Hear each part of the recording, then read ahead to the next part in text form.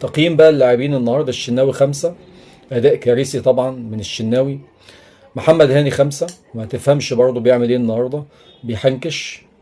ياسر ابراهيم استاذ حنكشه النهارده، ياخد 5 برضه. ياسين مرعي 5، اداء برضه سيء جدا. محمد شكري ما تفهمش فيه ايه بالظبط، جايبينه يعمل ايه ده، مش عارف، 5 برضه.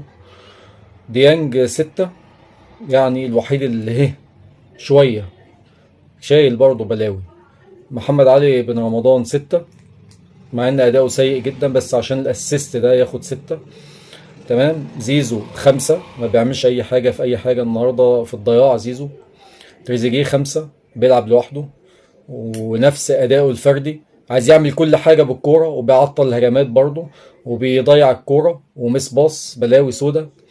طاهر اللي ماسك زله على الاهلي تقريبا او على حد في الاهلي، ما تفهمش ده بيعمل ايه اساسا، ماسك زله علينا، بيلعب غصب عننا عافيه، ياخد 5 برضه. بن شرقي 6، يعني نوعا ما. جرادي شار 6، يعني ده عشان جاب جول طبعا. الكرة اللي خدها بعد ما عدى من الجون، بدل ما يشوط بالشمال الجون فاضي تقريبا، بدل ما يشوط ما شاطش، وراح بيلف من الدائري من عند الخط وبيرجع تاني، وما تفهمش بيعمل ايه هو كمان. عبد القادر 6، يعني الوحيد اللي حرك الماتش شوية لما نزل.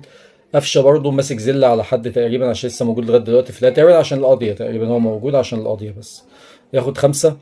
اداء كارثي برضو، كور مقطوعه، بيعطل الهجمات، بيشوط شوطه غريبه جوه منطقه الجزاء، بيعمل حاجات غريبه، يعني حاجات مش موجوده اساسا في كره القدم من 50 سنه.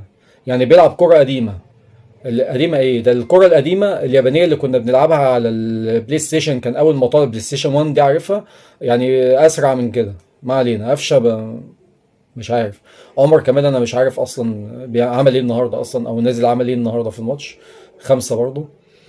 أداء النهاردة الأهلي ولا أسوأ، المدير الفني ياخد 5، لو ينفع ياخد أقل من 5 ياخد 0 ولا حاجة كان ياخد. مباراة مفيش أي بصمة النهاردة للمدير الفني. يعني أنا مش هديك التقييم النهائي ليه، لسه بعد السوبر نتقابل يا عم تورب، يا يس تورب، نتقابل بعد السوبر نشوفك هنقول عنك إيه. ما علينا. تعادل النهارده الاهلي وبتروجيت. الاهلي حتى ما يستحقش التعادل، انا شايف على الاداء الكارثي ده والله ما يستحق التعادل. ما علينا. السلام عليكم ورحمة الله وبركاته.